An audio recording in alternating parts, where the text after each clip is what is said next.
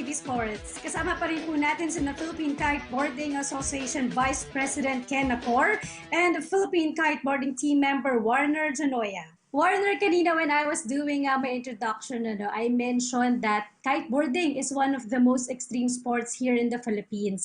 As part of the national team, can you give us a more detailed background about kiteboarding? Kiteboarding is basically like harnessing the wind and the power of just getting pulled around basically. At saka extreme siya dahil minsan you never know the conditions and stuff. So it's always gonna be malakas or medyo mahina or ganun.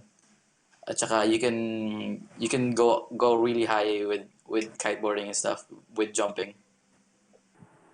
Sir Ken, may gusto po ba kayong idagdag doon sa sinabi po ni Warner about po kiteboarding? Yes, the kite surfing is very extreme sport. You have to learn in a professional instructor, and as well, of course this COVID thing, we have to put another safety measure. So you have to add on mask, clean your hands, dishwash equipment, and you need to do the social distance pag nagtuturo kami. You have, because social distance is still part of the, to be safe. So, yeah, there's a few adjustment, few things to adjust when game. Ayun lang naman. Okay, last week guest naman namin yung ilang members ng Philippine wakeboarding team at medyo may pagkakaparehos, may similarities yung sport nyo sa kanila. Pero syempre may pagkakaiba rin naman itong dalawang sport na to. Warner, can you differentiate ang pagkakaiba ng kiteboarding sa ibang board sports like wakeboarding and skateboarding? Yung difference lang po with wakeboarding is like you don't really need wind and stuff.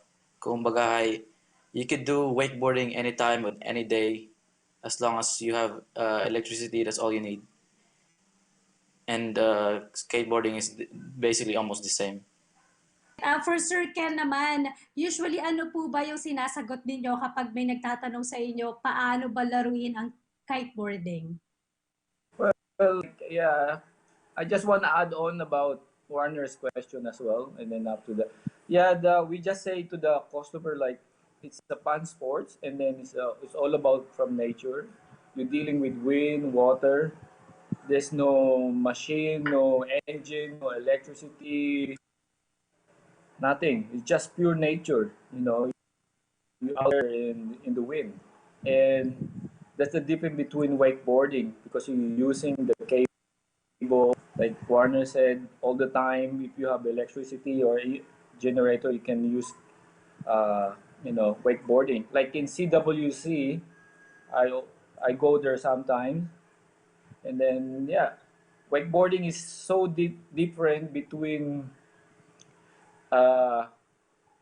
especially for the board, because most of these wakeboarder, they use it in a kicker, and us we use just normal board. But if you're doing some freestyle or hardcore, you use the bindings. The one attached, nakalock sa paa mo. So that's the wakeboarding, and then we just use that as well in kite surfing. And then we use surfing board, lahat. You can use anything. Foil board, you can use in kite surfing. Alright. Sir, can follow up on that lang. For example, I want to learn kiteboarding. Saan po ba ako dapat mag-focus on saan po ba ako mag-i-invest on myself? Is it strength, balance, coordination, agility? Saan po ba ako dapat magsisimulang magpalakas? No, you don't need to be very strong sa kite surfing. Lahat ng malaking tao, you're big, if you don't have a control, it's gonna hard to learn kite surfing. It's all about you listen to the instructor, and it's all about the relaxation. Relax, And you don't have to be very physical fit. As long you know how to swim, it's a big bonus kasi hindi ka na matatakot sa tubig eh. You're not afraid about the water. Okay. For Warner naman, ano ba yung pinakamahalagang dapat i-consider sa sport na kiteboarding? I would say po para sa akin, it's all important naman lahat ng exercises. But the most important one is also kite control basically. Because if you know the kite so well that you don't even need to like focus on it, that's the best thing. That's the best thing you can do basically. Because you don't have to worry about getting dragged around by the kite. Sir Ken, may iba't iba po bang disiplina ang kiteboarding? Ano-ano po yun? Yeah, there's lots of different disciplines in kite surfing. We have freestyle, and we have big air. You jump as long you can jump very high.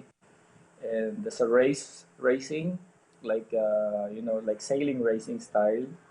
And two types of sailing, like racing, like foiling, and then TT board, like the regular board. And what else? The wave riding as well. We have that. For Warner naman, how does kiteboarding do you think help in terms of our country's tourism?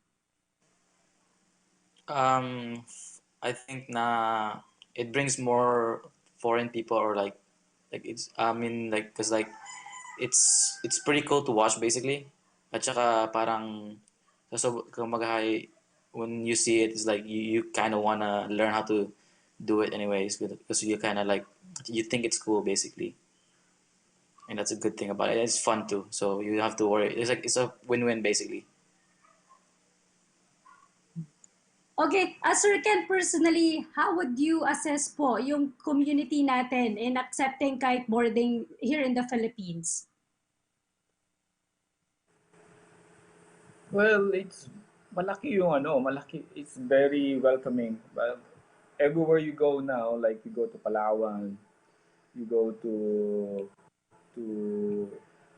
Cebu, you go to part of Manila, Cariraya, and North, Pagudpod.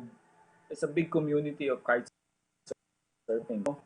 Kite surfing. So, it's very extreme. Kasi pag narinig nila extreme, medyo mahirap encourage yung mga bata eh. But, sports, that's how it goes. So yeah, lumalaki na yung kitesurfing sa Pilipinas. Especially now, yung mga bata. And Sir Ken, you've mentioned a while ago the extremities of kiteboarding as a sport, as a discipline. And you po, Sir Ken, were considered as Asia's #1 and KTA freestyle champion for several years. What message po can you give to these kids who wants to learn the discipline of kiteboarding pero medyo hesitant po sila dahil nga po sa extreme nature po ng sport ninyo? Yes, all the sports, keep dreaming, keep enjoying, just have fun. And the best thing you should, don't stop that you know, too extreme. Try it first, and then you will see. Until you don't try it, it's hard to tell. So that's to the kids, and then keep dreaming. There's a lot of sports there.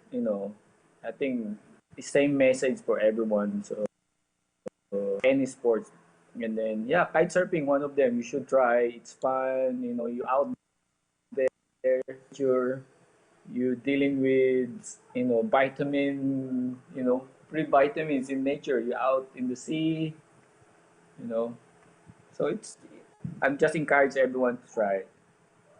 Okay, so lastly, mensahe nyo na lang po sa inyong co-athletes, mga tagahanga at supporters po ng kiteboarding.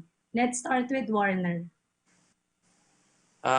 Thank you na lang po sa mga nagsusupport at saka hopefully more people will try kiteboarding as a sport, and I hope they find it fun for them also. Alright. Finally, Sir Ken, message na lang po sa inyong mga co-athletes, sa mga fans and supporters po ng kiteboarding. Just, enjoy the sport. You're not competing or just enjoy it, have fun. Right now we need exercise, especially this kind of virus we have. Just the best medicine is exercise. So any sports, do it. Don't stop doing it. Do it. Alright, maraming salamat po Sir Ken and Warner for your time here with us po in PTV Sports. Muli po ako nagpapasalamat kina Philippine Kiteboarding Association Vice President Ken Nacor at Philippine Kiteboarding Team Member Warner Janoya. At dito na po nagtatapos ang ating sports kwentuhan natin ngayong hapon. Sa ngalan ng aking teammates na sina Dennis Principe at Meg Siozon, ako po si Ira Dalaw. At abangan niyo po teammates ang mga susunod na sports kwentuhan natin dito lang sa PTV Sports.